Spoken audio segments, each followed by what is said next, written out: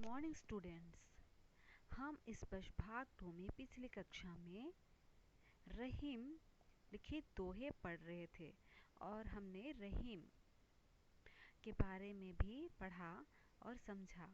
संक्षिप्त परिचय रहीम के बारे में और रहीम द्वारा लिखित दोहा भी हमने पढ़ा। दोहे में हमने पहला, दूसरा और तीसरा, चौथा पद तक हम पढ़कर समझ चुके हैं। तो आज हम आगे दोहे में रहीम लिखित दोहे आगे पढ़ेंगे और जानेंगे।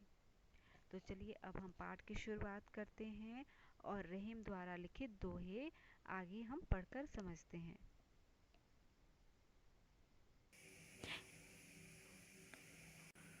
फिफ्थ लाइन में देखेंगे,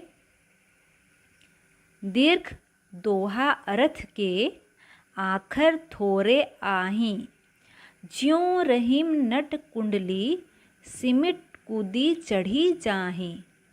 दीर्घ दोहा अर्थ के आखर थोरे आही, ज्यों रहीम नट कुंडली सिमिट कूदी चढ़ी जाही। प्रस्तुत पंक्ति के माध्यम से कवि हमें यही बताना चाहते हैं कि दोहे में अक्षर थोड़े होते हैं, किंतु उनमें बहुत बड़ा और गहरा अर्थ छिपा रहता है। जिस प्रकार कोई कुशल बाजीगर अपने शरीर को सिकोड़कर तंग मुंह वाली कुंडली के बीच में से कुशलतापूर्वक निकाल जाता है।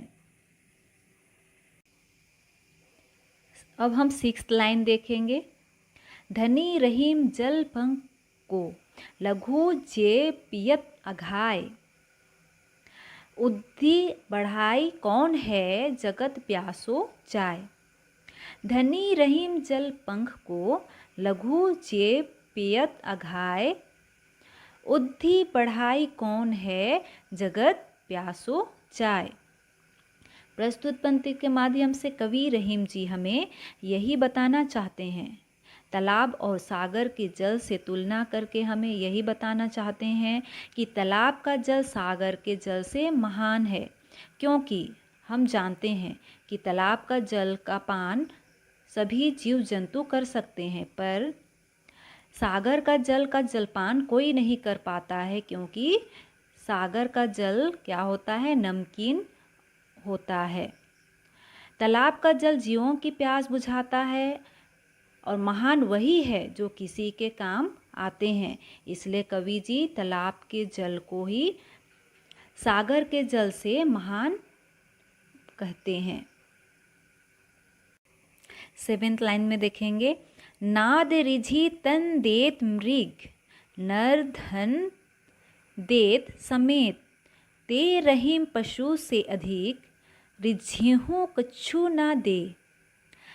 नाद रिझी तन देत मृग, नर धन हेत समेत, ते रहीम पशु से अधिक, रिझेहूँ कछु ना दे।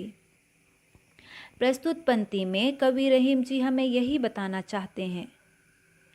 पशु और इंसान की तुलना करके हमें यही बताना चाहते हैं कि संगीत की संगीत के तान पर रिझकर हिरन शिकार हो जाता है।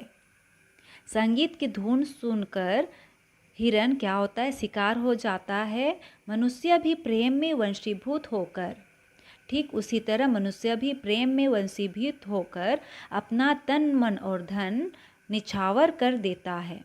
लेकिन वे लोग पशु से भी बुरे होते हैं, जो किसी से प्रेम या खुशी पाने के बाद भी उसे कुछ भी नहीं देते हैं। बिगड़ी बात बनय नहीं, लाख करो किन कोय, रहीमन फाटे दूध को, माथे न माखन होय। बिगड़ी बात बनय नहीं, लाख करो किन कोय, रहीमन फाटे दूध को, माथे न माखन होय। प्रस्तुत पंक्ति के माध्यम से कवि जी हमें यही समझाना चाहते हैं, यही बताना चाहते हैं कि मनुष्य को सोच समझकर बोलना और व्यवहार करना चाहिए। जब हम किसी से बातें करते हैं तो हमें बिना सोचे समझे कुछ नहीं बोलना चाहिए, बल्कि हमें सोच समझकर ही दूसरों से व्यवहार करना चाहिए, क्योंकि किसी कारणवश यदि बात बिगड़ जाती है तो फिर उसे सामान्य करना कठिन होता है। वैसे ही जैसे यदि एक बार दूध फट गया तो लाख कोशिश करने पर भी उसे मथ कर माखन नहीं निकाला जा सकता है। इसीलिए कवि जी हमें यही कहना चाहते हैं कि जो भी हम किसी से बातें करेंगे तो हमें अच्छी वाणी में और सोच समझकर ही बातें करनी चाहिए, अपना व्यवहार सही ढंग से रखनी चाहिए। रहीमन देखी बड़ीन को लघु न दीजिए डारी, जहाँ काम आवे सुई कहाँ करे तरवारी। रहीमन देखी बड़ीन को लघु न दीजिए डारी, जहाँ काम आवे सुई कहाँ करे तरवारी। प्रस्तुत पंक्ति में कवि हमें यही बताना चाहते हैं, छोटों और बड़े लोगों की तुलना करके हमें यही बताना चाहते हैं कि बड़ी वस्तु को देखकर छोटी वस्तु का अनादर नहीं करना चाहिए। जो काम छोटी सी सुई करती है उस काम में बड़े तलवार का कोई महत्व नहीं है। इसीलिए हमें छोटी वस्तु को छोटी नहीं समझना चाहिए, उसे हमें अनादर नहीं करना चाहिए, उसका अपमान नहीं करना चाहिए। रहीमन नीच संपत्ति बिना कौ ना विपत्ति सहाय, बिनु पानी ज्यों जलज को नहीं रवि सकै बचाए। रहीमन नीच संपत्ति बिना कौ ना विपत्ति सहाय, बिनु पानी ज्यों जलज को नहीं रवि सकै बचाए। कवि जी हमें यही बताना चाहते हैं कि जब हमारे अंदर हमारे मुसीबत आ जाए तो संकट की स्थिति में मनुष्य की निजी धन दौलत ही उसकी सहायता करती है। कहने का अर्थ यही है कि हमारे पास जो भी धन दौलत, जो भी वस्तु है, जो भी संपत्ति है, वे हमारी ही सहायता करेंगे, कोई दूसरा हमें बचाने नहीं आएगा। कहने का अर्थ यही है। हमें उदाहरण देकर यही बताना चाहे हैं कि पानी का अभाव होने पर सूर्य कमल की कितनी ही रक्षा करने की कोशिश करे फिर भी उसे बचा नहीं पाता है। अब हम सबसे अंतिम लाइन देखेंगे।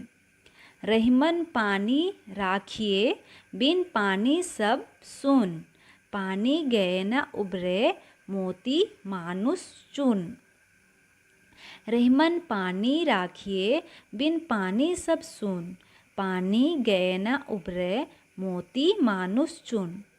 प्रस्तुत पंक्ति के माध्यम से कवि जी हमें यही बताना चाहते हैं।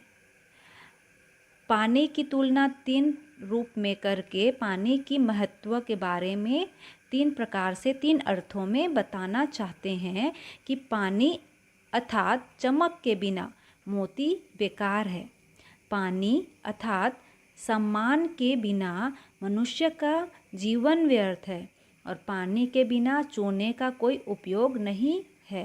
कहने का अर्थ यही है कि पानी के बिना हमारा जीवन बेकार है, हम पानी के बिना कुछ नहीं कर सकते हैं। मनुष्य के लिए पानी की अति आवश्यक होती है। इस प्रकार रहीम लिखित दोहे समाप्त होती है और मैं आशा करती हूँ आप लोगों को ज़रूर समझ में आ गई होगी, आप पूरी अच्छी तरह से समझ गए होंगे। आप दोहे के सभी पंक्तियों को और जो अर्थ है उन्हें अपनी हिंदी नोट्स कॉपी में लिखिएगा और मुझे दिखाइएगा।